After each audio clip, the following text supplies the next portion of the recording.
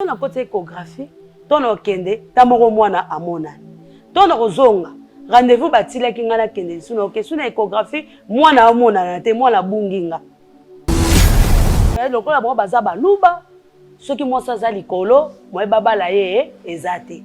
Bazelaka mwasi soki akiti, nde sima, il faut ba kosala makambo na bo lokola bakangila lupango.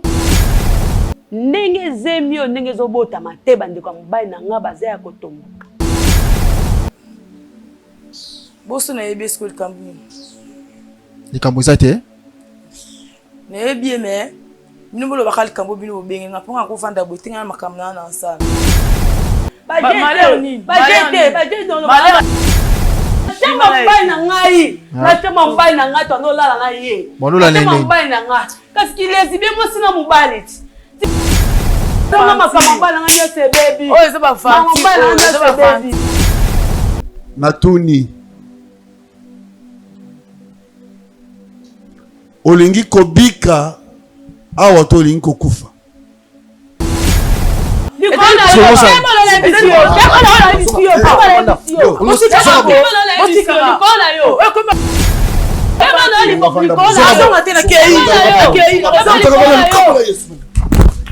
Ça c'est quoi ça?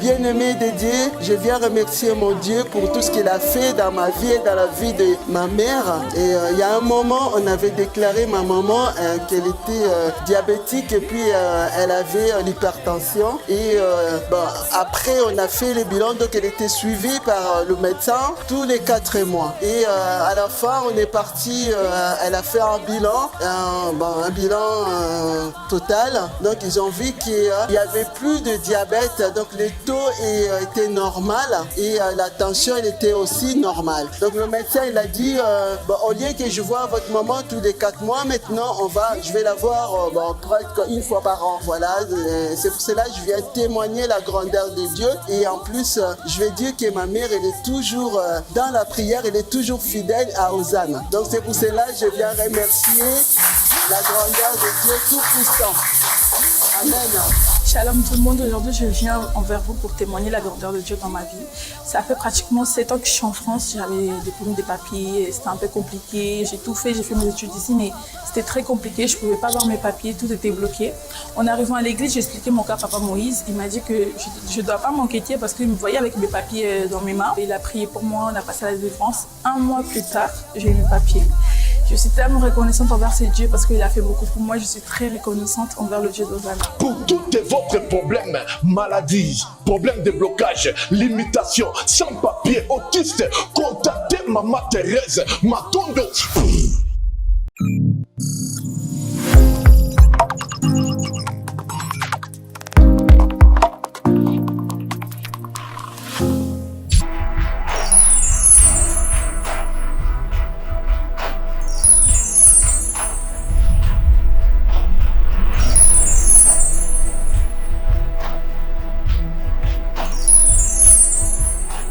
Pendant 7 ans, moi la vie.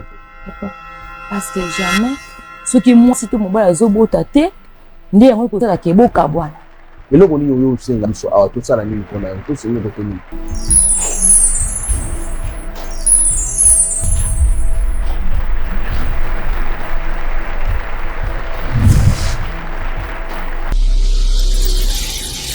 Chaîne chez Bisso Télévision, Facebook chez Bisso TV, YouTube chez Bisso TV, WhatsApp plus 243 97 35 88 380. Notre adresse, première porte Fikine, village Bracongo, dans la commune de Limete. Mesdames et messieurs, bonjour et bienvenue dans votre chaîne chez Bisso Télévision, la chaîne qui vous ressemble. Merci de la confiance et si que la fidélité au Sarabiso, dans le meilleur de chaîne où Zalaka, la chaîne qui vous ressemble, chaîne où Kokani Nayo Nanga Nabiso Nyorso Oto Bengi Namukose chez Bisso Télévision. Merci de la confiance et merci na Yope Mutu Olanda ka émission mais on s'abonnate ngana pesu Longonia parce que ils ont déjà un pas d'avance au landarano émission mon s'abonner na rosengela pe na yo au s'abonner pour ce qu'on s'abonner et qu'on permettre à moment nyos papa chika côté émission aux à la première personne ya comment na émission ndenge côté pour que aux allez édifier merci pe na yo muto s'abonna merci na yo muto chaka ba commentaire merci na muto pe sa ba remarque na yo nengo lingaka chaîne aux à la vraiment na ndenge sengeli merci aussi na abonné moko il faut na pc faut mambote abonné na lobara abonné c'est moi l'abonné actif chaque émission kotaka na mona mingi commentaire na merci na yo papa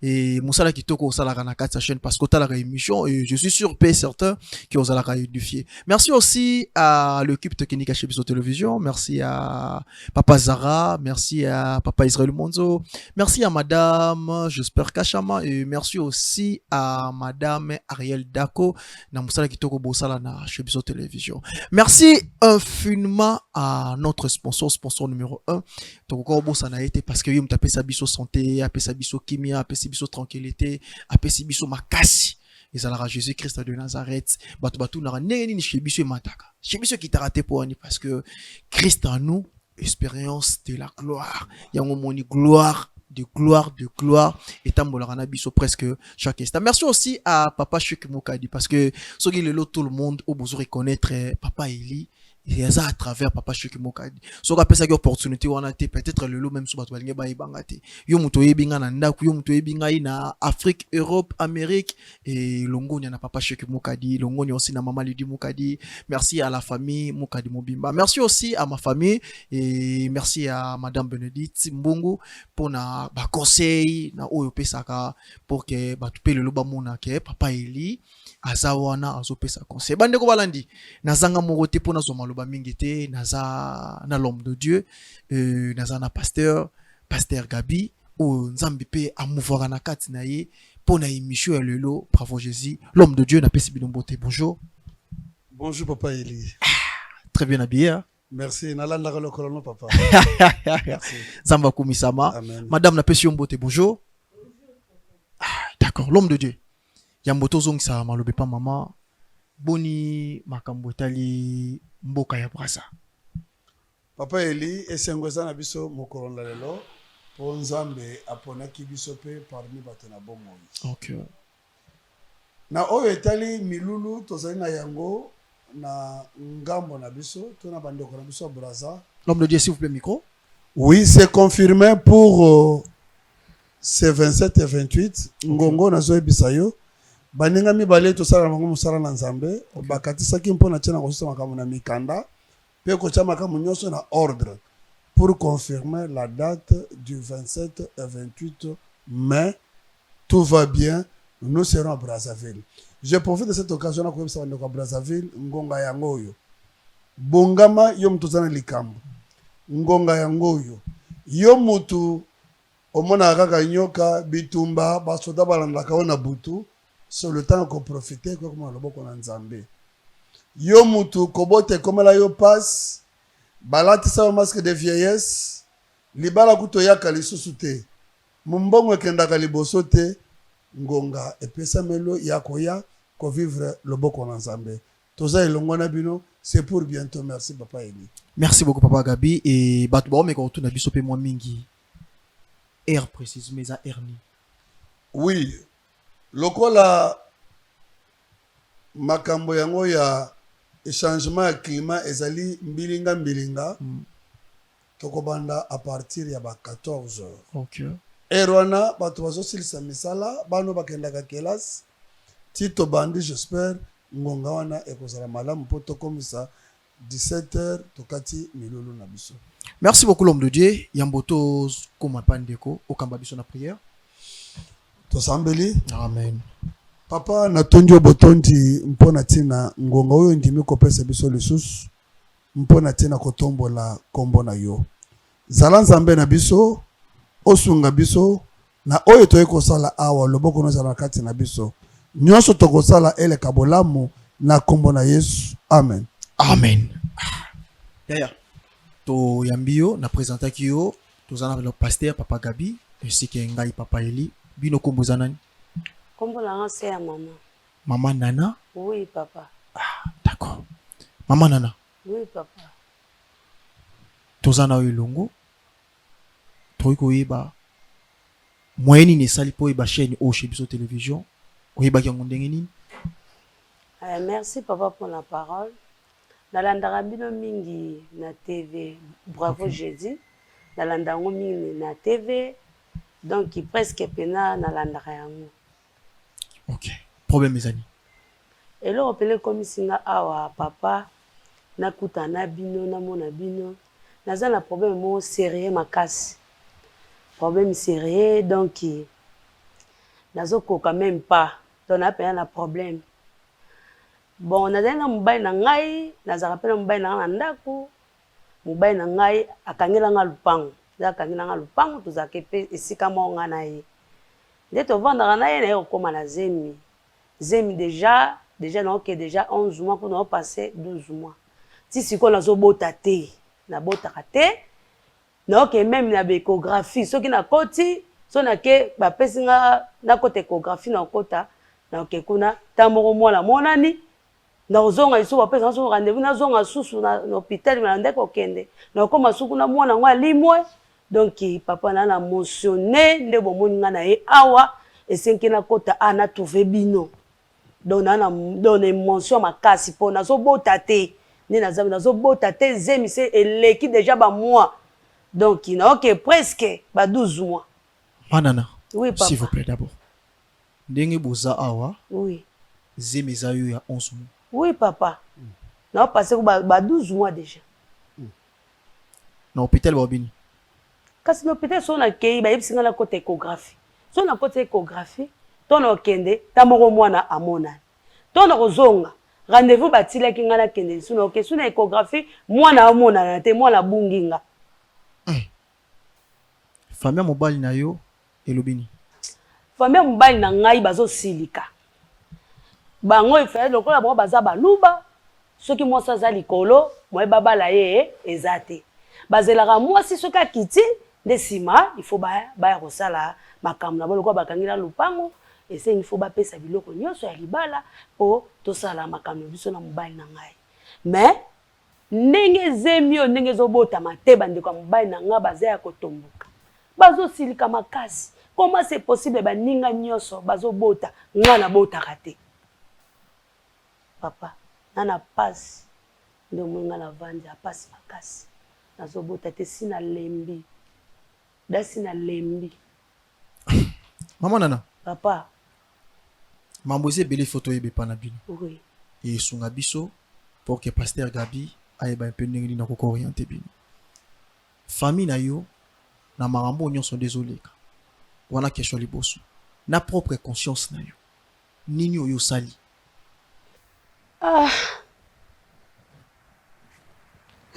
bosunga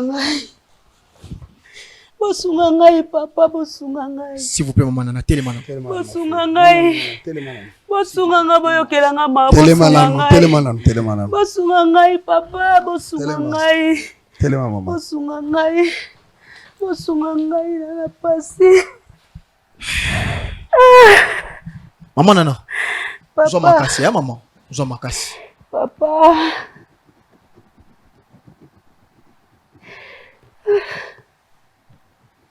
ezani papa depa na bino nzambe alimbisa ngai na oyo nasalaki ntango mama ekokufa toye kotika toza na bone na biso mpe nde tovandaka na ye wana bone ekokufa ntango ekokufa tomoni mwana atiki mwana tozala na ye papa aboya alobi te ye aza na famille na ye il faut mwana oyo akende na famille na ye biso tokoki kogarde ye awa te boni mwana il faut akende na famille na ye na nde toye kotikala na papa tozovanda mpe na papa na ndako tovandali papa mpe ayekokufa to papa ayekokufa nga mpe na nsima mpe nde natikalaki naye kobala na ngai na nde nazala na ndako ya mobali na ngai na nde tovanda mobali na ngai asalinga makambo nyonso akangeli nga lupango na nde na vivre na mobali na ngai nde ka nakendaka wenze naye kokutana yaya korive naye kokutana mwana ya bone nga kuna na bone na te yokenda ozaka awo te nazalaki na Brazzaville ena Brazzaville mais na Brazzaville kuna esimbi te na ndenge na ye kobima na Kisasa aya solo aya toyambani pe wana nazwi numéro na pesi na expliquer pe na ese numéro oyo benganga nga naza na ndako naza numéro bobo na ndako na nga na mobile na ngai soko kotala biso esala malamu na ndenge ko rive pe mkomususu abengi ngai allo mama nana ozanga bite yakati na ko zwa place azaki na re na koti na ye na ndako na nga pe na expliquer mobile na nga makamnyo so ndenge lekaki ndenge mama na ye azaki bona biso ndenge yaki kokufa atikaki me na nsengaki mobile na tovanda na ye mwana na sengaki mobile na ngai mwana oyo avanda na ndako pe mobile na nga aboyaki te andimaki abite lokola bovanda na mama na ye bozalaka bien na mama na ye mama na kufa atika ye eza problème te avanda na ndako na comprendre te banda mwana bona biso aya kokota na ndako na comprendre te loko nini ekomela ngai na komba kobima na ye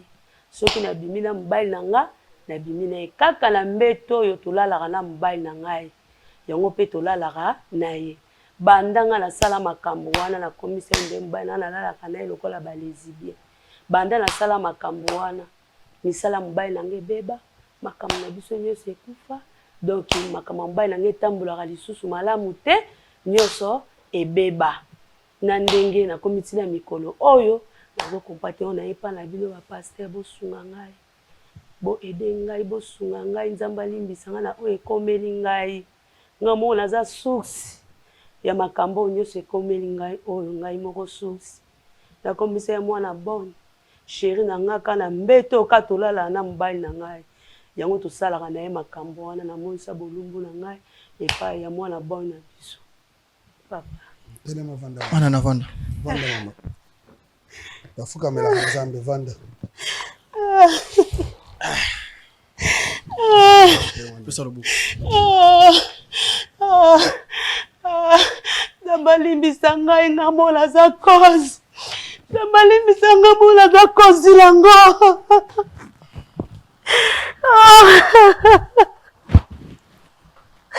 Pasteur Gabi papa Eli nayebi te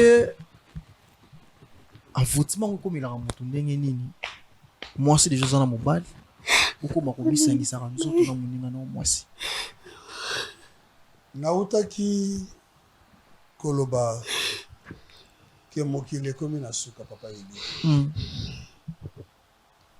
makambo oyo ezali makambo ya ntango na suka ndenge mokanda na nzambe ayebisaki biso keno ntango ya suka bokomona basi kobala na bango na bango mibali to basi na banyama nde makambo ezomona ce sont les œuvres de l'ennemi et ezalaka mpe envoûtement par rapport ya mokili yango ndenge ezaleli mpe c'est pas normal mwasi na libala ozozala satisfait na mobali oyo atia ozemi te tu préfères encore une femme comme toi akoma lisusu mobali na yo eza bondoki papa Eli c'est la sorcellerie ou la personne oyo ayaki epa na ye aza moto ya misala mabe amemie na misala wana lokola kutaki corps na ye faible na esprit faible il a profité de cela papa Eli maman Nana oui papa na opposé ba question mingi te parce que nayebi oza na se ya passe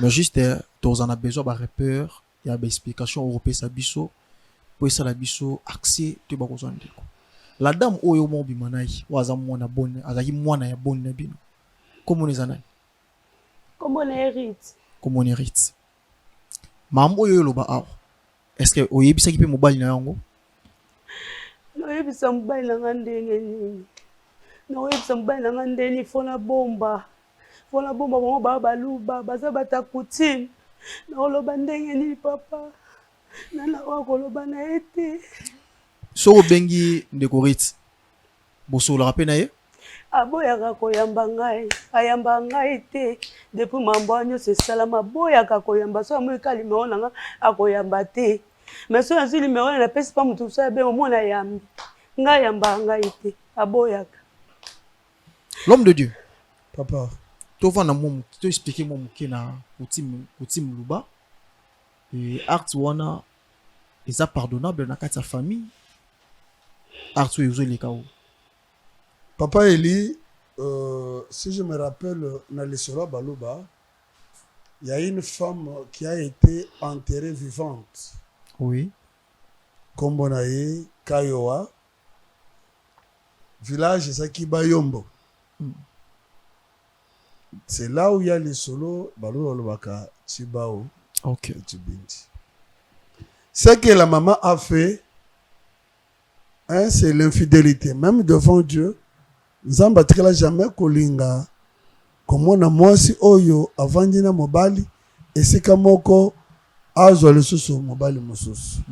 Ce qui est plus dur encore, c'est que ezata mobali te mama amonaki ke ndenge Nzambe akiraki mobali na ye ebongaki te pona ye asepelaki kozwa moninga mwasi lokola ye. C'est une histoire qui n'est pas impardonnable, ni pas à Dieu, ni pas à la famille. Parce que dans la famille, moi, si oyo, bazo de la base, ça kita.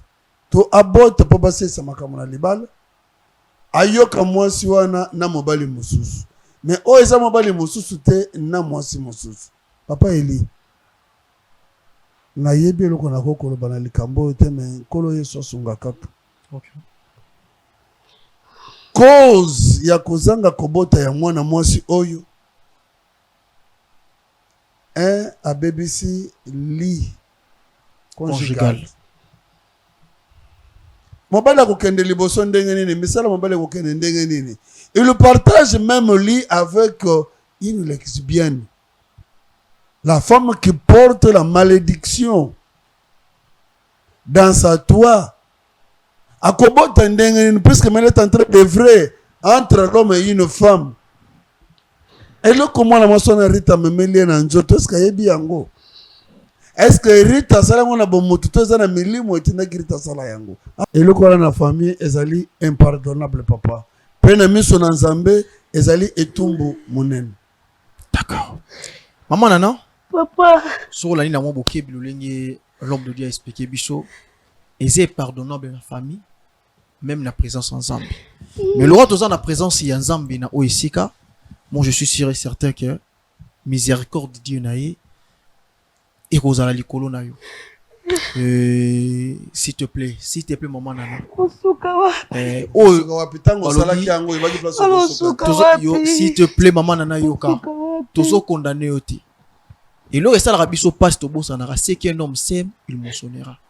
Tant oyo s'aimer quelque semence négatif, na c'est envoûtement quelconque ou soit na c'est un sentiment na yo personnel. Toujours il faut récolter en haut. Parce que tous en la place oyo, tous en la terre oyo, loi de la ciment et la moisson et au tir la rocate na terre. Parce qu'ils ont coulé. Yango to bar la moto, milengela. Peut-être monde en église ici parce que Jésus revient bientôt moto mituna. Ah Nzamba royanga na balité bazolinga ba yebiso kwa kake mi bongisa evangeli na yo to etamboli na yo parce que liwe roya e rolakate peut-être là yo liwa ndenge oh ça déjà 11 mois ozobota s'il te plaît Nzamba zali ngala royebisa ondengo che matambe na yo solution malamu kopesa parce que soki oya quitter ba révélation o linge po ebango. D'accord? S'il te plaît maman Nana. Oui, papa. Tika kolela. Kita mondam. Tout ça qui est fort, tout ça est fort plutôt. Il y a un numéro yandeko na yo olibisi biso poto solanai. Et pas na ozo yambate mais pas na biso ça qui est fort ya royamba. Alors tozonga topé maman muke na sport publicitaire. To luka su moya kobenga ye to eba position place nini wa komeli poto zane na oisika mais onga la koko senga na yo okoko retenir na minutes oyo zwa kimia chana kata motema na yo tika l'homme de Dieu ayebisi biso maloba moko très clair to tika Nzambe apesa biso solution c'est qui tika Nzambe a mouver na kati na ye ayeba ko orienter biso. D'accord? Oui papa nazala rondima s'il te plaît. Et papa Zara si y a moyen tozwa sport ya orphelinat par Jésus na simana yango de ton tozonga to meka pe ko contacter de Corit pour to ebande ni na rozana na oisika obengela ngai afana mobivi na ye Wala mwasi na kata kama tedi misai. Tedi misai sikoyo.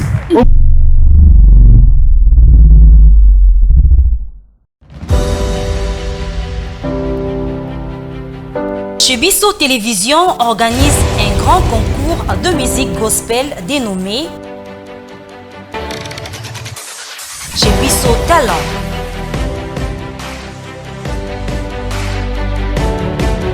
Vous êtes jeune chanteur gospel talentueux, l'occasion vous est offerte pour décoller et vous faire connaître partout dans le monde. Inscrivez-vous dès maintenant en envoyant votre vidéo d'acapella, y compris votre nom, post-nom et prénom.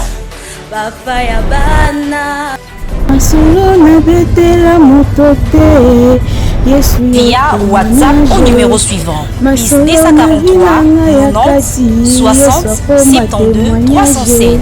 Les concours débutera le 4 juillet 2026 et la grande finale interviendra le 29 août 2026. Tentez votre chance pour gagner plusieurs prix et d'autres surprises. Chez Bisso Talent, la chance est là pour la promotion de vos talents. Pour plus d'infos, appelez plus 243 90 60 72 307.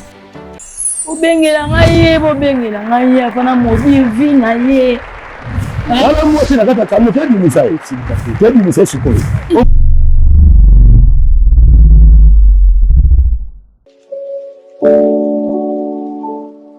Orphelinat Bravo Jésus, chaque enfant a droit de briller. Shalom, shalom, peuple de Dieu, shalom, shalom, bana nzambe. Eza maman Lydie aye kobe ta porte pour na Orphelinat Bravo Jésus. Bien-aimé, naye kotalisa yo secret moko ya kobongisa 4e génération na yo kosala bolamu egangaka. Surtout ko penser na orphelin, na veuve, pe na ba indigent. Maman Lydie aye kosenga na biso nyonso tokozwa video oyo to penser na Orphelinat Bravo Jésus. Bana batangaka, bana babiaka, babelaka, bazaka na besoin pe ya ko vivre lokola bana na biso na bandako. Maman Lydie moko na Bravo Jésus mbaba kokokate. Mais lokola Bravo Jésus ezali monene eza monde entier de Maman Lydie aye kobeta na ba porte na bino. Tokanisa barfelin na $1, na $5, na $100, na $1000. Na buku ne kaniseli ozotia ba point. E kokomela yo moment moko ya pasi. Zambe akozanga te kokanisela yo. Okokanisisa nzambo lobi fungola buku ne kaniseli. Okomona kombo nanga na kati ya Orphelinat Bravo Jésus na futelaki ba orphelin ndako na tangisaki na lesaki malade elingi kluwenga Yesu kaniselanga et okozanga te kobika loboko na Yahweh na bibele.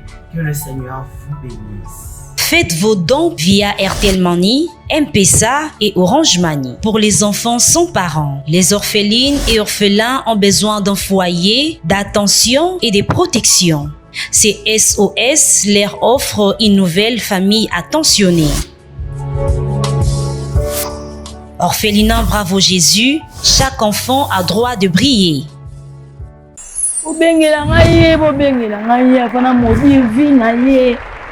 Wala mwasi na kata kama tedi misai. Tedi misai sikoyo.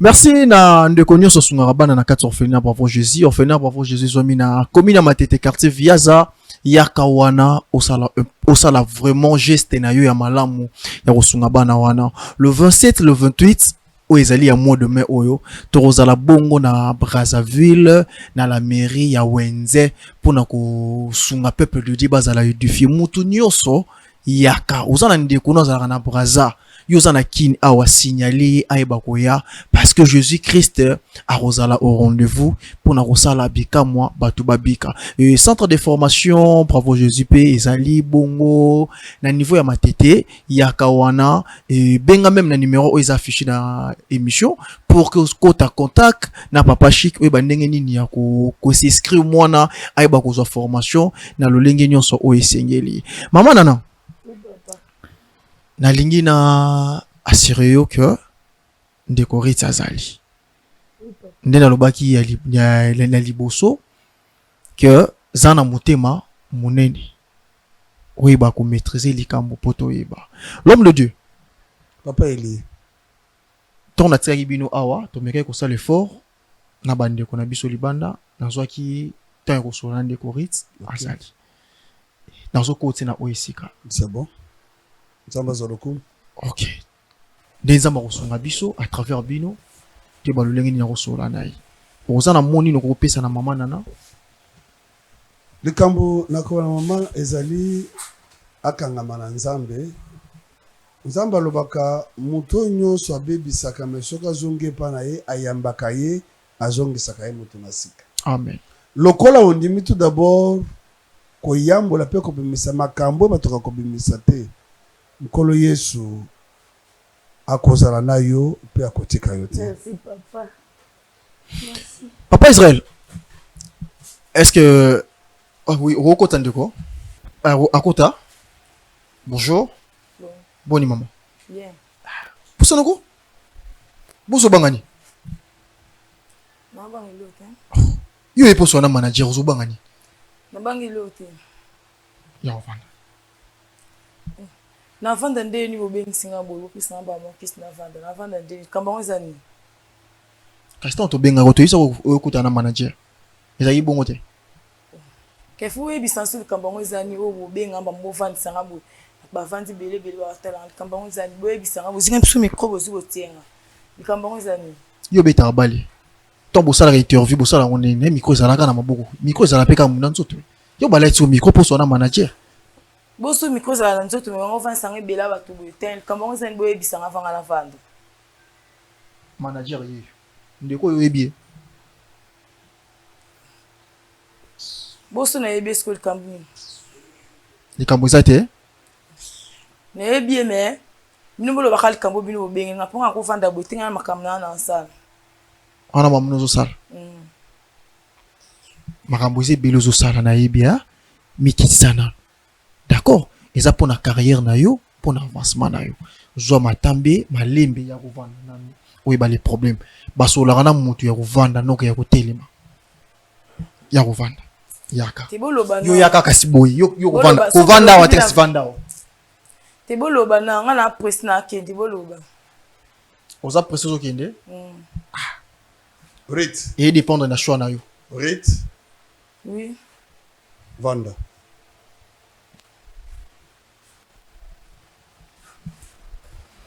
Ah, merci papa Gabi. Comment ça Rit hein? Ah, ya ngondi mi facilement. Oza na problème ndeko yo. On a problème là. On a problème là été. Oyebi. Naebi. Azanan. Maman abisa bandeur sala. Papa na ye. Papa na ye. Yosko vanda wapi yo. Na oti braza mais nous na jusqu'au amen kisasa. Ozana kichasa. Ah, d'accord. Ndeko yo.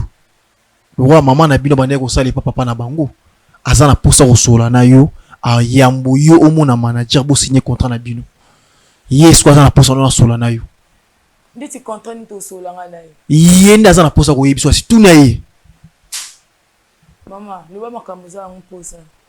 Kasi yo malaya ni songa na omona na obota te pona yo ti. Malaya ni yo pona yo. Malaya ni. Pona nga na zaki la ndako na nga oyaki ovala mobile na nga ndimela zo lokwa mama na akufa. Oh ko ba je. Malaya ni. Bajete, bajete no malaya ni. Bajete yo lingolo ba. Oh so ba je na. Bajete yo lingolo ba. Bajete. O vani singa papa ko ba veste.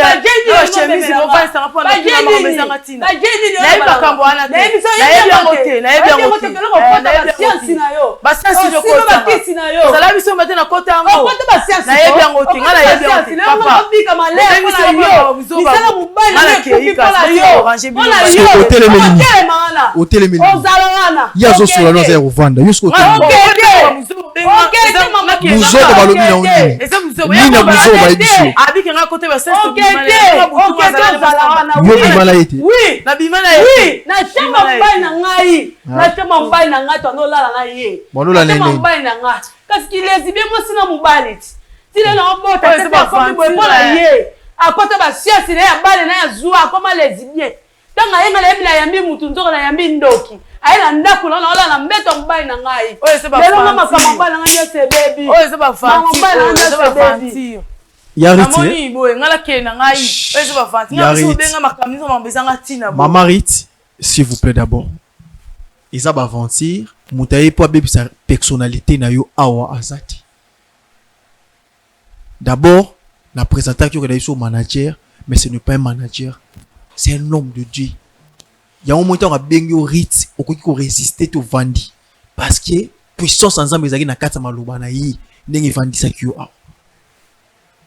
Koko sabisote. Ajo nga na zanango, yo komi na ona noté. Kolinga comme ça venir na o flotter. Poni lo romuke. Kabamba na malembe, kabamba na mwasi o aza awo. Ta yé famille na yé bazomona na famille mobali bazomona yi. Alo ba maloba kuta pona yo. Osasir eza lokuta na yebi onti yo bimana yete na bimana ye peti lokuta Nana oui zona nikina komona Yesu Rit na komona Yesu vanda na se Papa Eli na koyi koloba avancez papa Gabi. Merci beaucoup nkolo Yesu azolokumu. Amen l'homme de Dieu. Ndeko mwasi Rit oyebi ke nkolo Yesu azali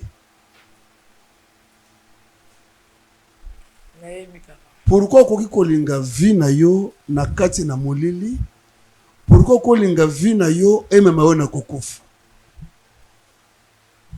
oyebaka pourquoi mama no akufa nazotuna yo oyebi pourquoi mama na yo akufa olingi pe kotika mokili oyo kaka boye nalingi oraisonner kati na bomoi na yo omitala omiyeba lolenga etamboleli na yo ndenge otamboleli na mokili olingi pe olanda mama na yo trace ya vie na bino esila bongo okoyanolanga est-ce que lolengo ozobikela eza malamu Rit zonga wana kombo na Yesu nalingo zongisa bomoi na yo awa mahambo ezali na mokilo ne esprit moto ezobima nazotuna yo nzamba lola est-ce que olingi kobika malamu ndenge moto abikaka na mokili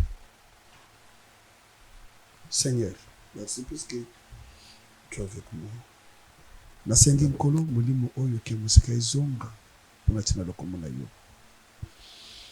Rit natuni olingi kobika awa to olingi kokufa olingi kobika est-ce que makambo mwana mwasi oyo bazotuna pa papa lobaka malimbi ya lobaka nala nenga zabo eza mamo nzoto te s'il te plaît to bazotuna ni ya nana na mabe Mama Rit na mabe ndimaka Mama Rit lelo ozobeta bale omikomisi mobali obebisi bomo ya mwana mwasi oyo est-ce que oyebi ke Nzambe azali oyebi ke Nzambe azali mutu abebisi libala mwana mwasi to nzoto na ye zemi ekoma ye 11 mois oyebi ke eza likolo na yo likolo na ngana ni ke yo koma kobima na ye yo koma kobima na ye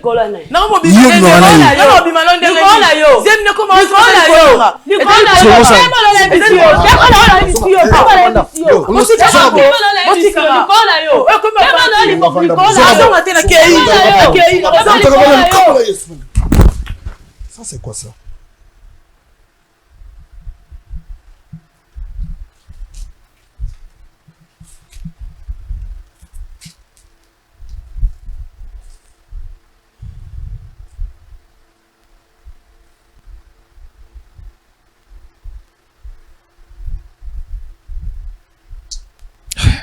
Maman Nana. Oui papa. Nzamba lola. Nge kamusanga makasi. Misala bosalaka ezali misala moko ya mabe na lolengo komeli na ndenge za bonzambe na musako yo koma wa bien ki oyamboli mais kosenga kosambela epona yo pe kosenga na mobali no aya po avuele ye puisque atato sambeli pona tena na yo kata ke yebani pa mbali na yo te e kozala pe na litomba te ezala makamusu toko ko bomba mais soki to bombi to sali péché na biso moko ezo senga mobali wana ya puisque mobali alata mina melimo mabe ya makambo ya zaki kosala azape mobali wa kokufa puisque eo ya sali abebisi déjà mbeto na bango mama akende azonga lobi na mobali na ye to annoncer mobali na ye to le comment kosambela pona bo aluka moyen to sambela akita abota na lolinga normal sinon tango soke yebani te na libota ya mobali na ye to na libota na ye e kozala toujours passe ezali makamusu to comme mango na spirituel mais bukoko pe ebunga kate on doit prier pour elle pour cette nuit à la malamu mais hors ça il faut aya na mobali na ye lobi to sololi na mobali ayebi makambo yo to le kalolenge nini ya ko sauver bomo na ye na mona zakati na ye. Merci beaucoup l'homme de Dieu. Maman nana vanda bien. Merci beaucoup l'homme de Dieu. Nga vraiment kamusa ngaya mutu munene lo wa bino excusez ngaya ta mutu ngbo bimaka nayi azatala nzamba limbisa ngai so lo ba beta libaku na munoko Zamba sala biso ngolu de papa gaba expliquer biso tout ça l'effort yo kindo tika mama nanati na ndaku na ye kokutana mobali na ye ko solo l'ensemble et ko yane ana oisika ko sambela pour que nzamba pesa ba directif pe na ba orientation soki Jésus Christ azongité et trop kutana kaka na oisika ya omoninga na ibisa ndeko nyoso la vie est spirituelle. Mutu nini yo yambi na ndaku na yo, mutu nini yo pesa rambote, mutu nini yo sungara. Bozo futela yo zui confiance au pesi voisin. Ozo bossa na ke na physique ozo moni mutu. Mais peut-être na spiritualité ye wana le mutu zo luka yo na avancement. Est-ce que ndeko ninga yeba ke mutu aza shit ya vie na yi. Eza mutu te. Yo mwasi okoma kobima na nde na muninga na mwasi. Yo peut-être otala rabiso, osala rabiloko wana. Nga na kosenga yo ndeko tika. Ya ndeko lelo monani ke ezeme komi na 11 mois. Peut-être qu'il y a eu Rosalaka pour l'allié Mousso la Moukiti. Milengila. Achetez le temps quand les jours sont mauvais. Milengila na moment où. Ce que Jésus-Christ a zongité, Tokutana. Encore na chaîne qui toko ils allaient biso télévision. Qui m'y a payé Ngolo Nzambe et Bomba Biso.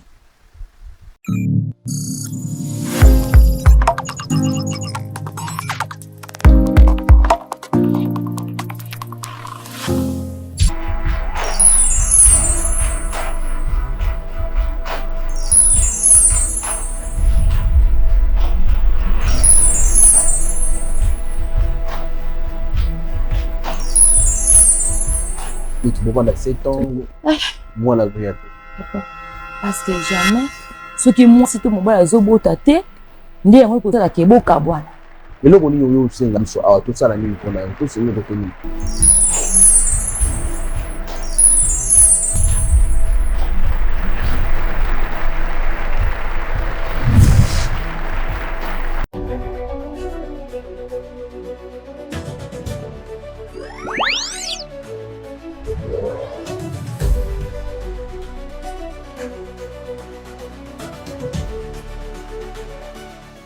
Chez Bisso Télévision,